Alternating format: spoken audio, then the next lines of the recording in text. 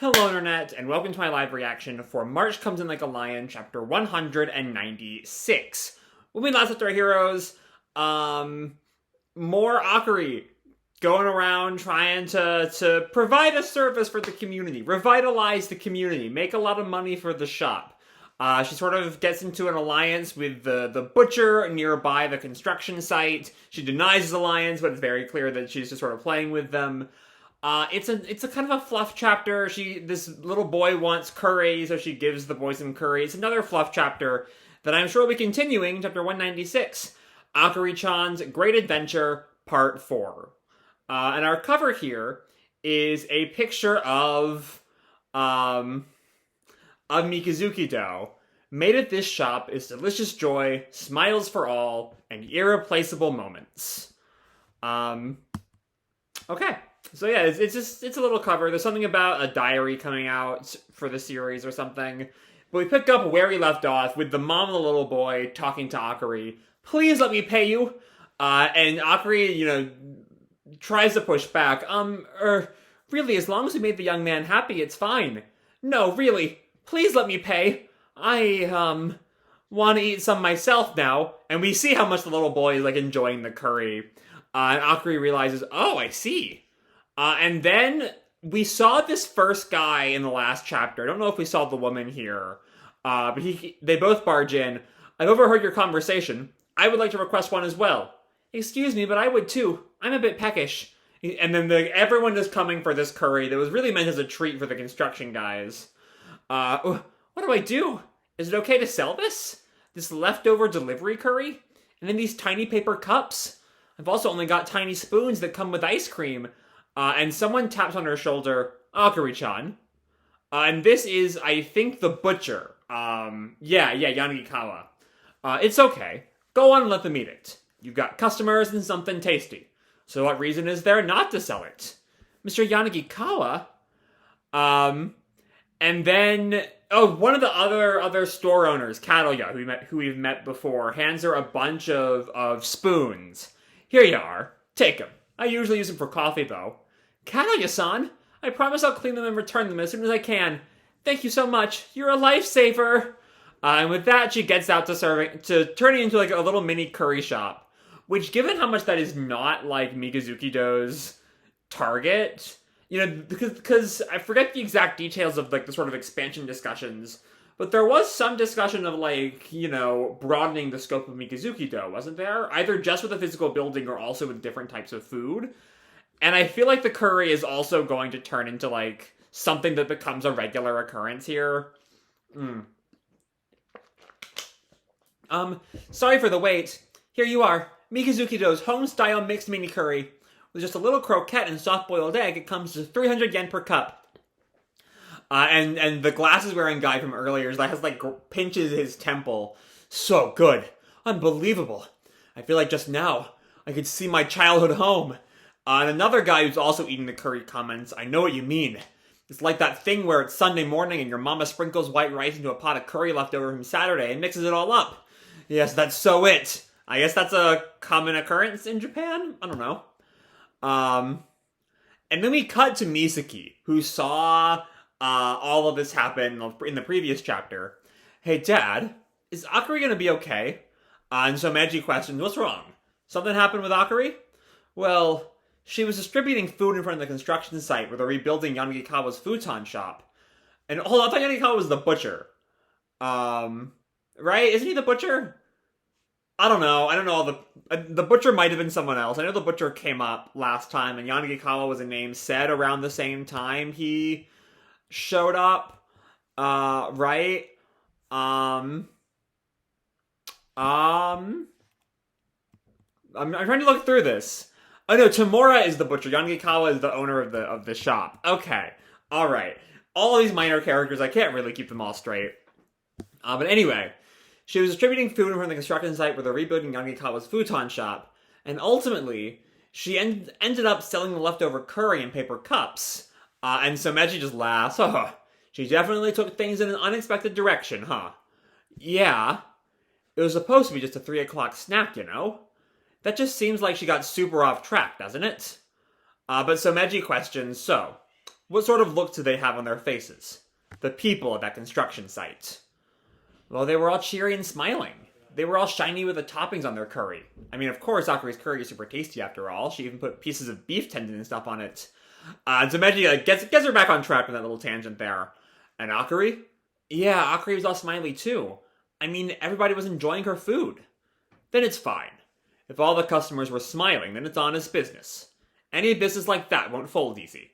This is the closest, like, a genuine, like, sweet little character building conversation we've had all arc. So, like, this is already probably my favorite chapter of the arc. Not that's a high bar. I did not, I've not been quiet about not being a big fan of this arc. Just like my general preferences for the series. But yeah, this is a nice little aside here. Also, the fact that Akari was smiling too makes it even better, doesn't it? And both this and the next line seem to be pointing towards Someji, though the yeah feels like a response, like it makes more sense to come from Misaki. I don't know. Both the ones selling and the ones buying are smiling. Now that's a good business. On the other hand, if only one side felt like smiling, then that'd be a bad business. A business like that won't last.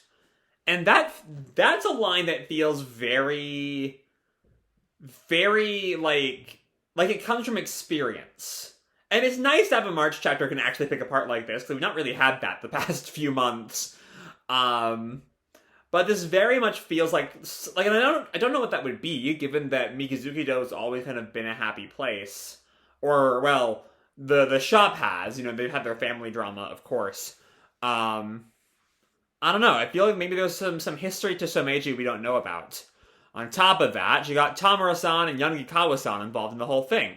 On the whole thing too, right? If it's even got outside people nearby smiling, then that's a perfect score. Any shop like that has got no chance of going under. And then we come back to the construction site with the second gen head. That's gosh darn superb!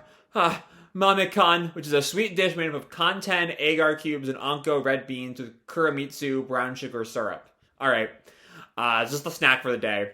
Even though our stomachs are full of bursting from all the afternoon curry, and then you come right out with sweet mamekan and hot roasted green tea. How are you able to read our minds like this? How is it you keep coming out with just what we want? Is it magic?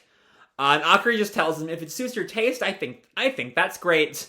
Which is not really answering his question. But she thinks, ever since I was little, I've liked seeing tasty things being made in the kitchen or the work studio. Seeing powders and beans turning into food. We see Someji building, making food, and Granny, who we never really got to meet, also doing that, always felt like magic to me. And around the tasty things was always everyone's smiling faces. And we see a very young Akari with her mother, and grandma and grandpa, and a little baby Hina, which is so cute. Importantly,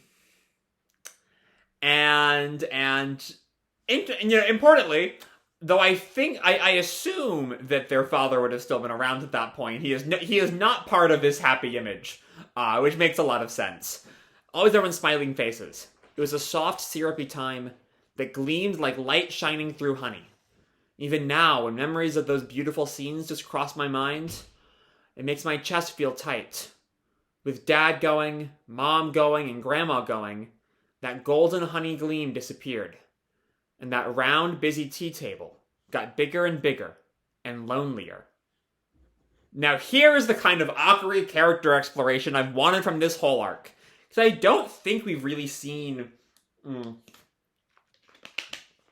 I don't think we've really seen quite this image from Akari. This idea that she was, miserable for a long time. I mean, sure, of course, I don't know, that might be putting it wrongly. But, my question is, what is, is Akari getting at the idea that loneliness is only now changed? Is it a Rei change? Because normally, when we explore the Rei-Kawamoto dynamic, we focus a lot on how it has brightened up how it has brightened up Rei. We don't spend a lot of time, I think, not that I can recall, on it brightening up the Kawamotos. So that's a neat little twist here. The light I was given has been lost. So I'll make it. This time with my own ability. And we see this... I thought we'd be focusing a little bit on Rei. Instead of focusing on Hina and Momo coming in while she's making food. My favorite... Oh no, Hina and Momo arriving to the construction site. My favorite place. That world filled with light. Sangatsu no Lion to be continued. Okay.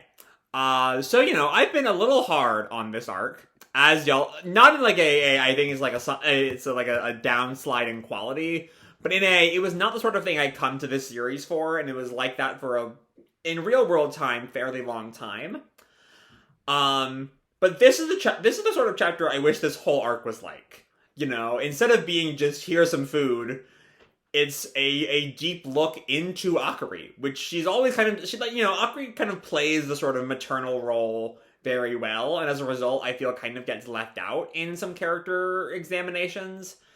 And so I'm glad we get this. I'm glad we get Akari, you know, seeing her thoughts. And while I do sort of wish my initial assumption was right, that Rei's arrival somehow played some role in that, and so we could have this neat parallel between, you know, the Kawamotos giving light and joy to Rei, paralleling Rei giving that same light and joy to the Kawamotos. I think there'll be a really nice parallel. It's not really what she goes for here. Not really what Umino's going for. And it's just like the value of the food stuff. And like, you know, I'm not a big fan of the food stuff, but we see... I see Umino's point. I think that, you know, the short chapter lengths and the sort of production schedule of the series makes the food stuff, especially right now, really drag. But I get her point. It's always been those smiling faces, and we see that all through this arc, you know, as people are so happy to be part of this whole, you know, snack Uber, as it was referred to last time. And I think that's just a good showcase for Akari, for like who she is as a person, what her focuses are on, what she wants to do, why continuing Mikazuki-do is so important to her beyond just continuing the family tradition, is these smiling faces. And that's the sort of thing that is like snapped this whole arc into focus. I don't think like I said, I don't think my larger complaints about the first 3 chapters really go away. But this is the moment where all of that is like, oh, that was the point. That was absolutely the point. And it's just a sweet chapter. It does not reach the, like, you know, I don't think this arc was ever really going to reach the highs of, like, Path.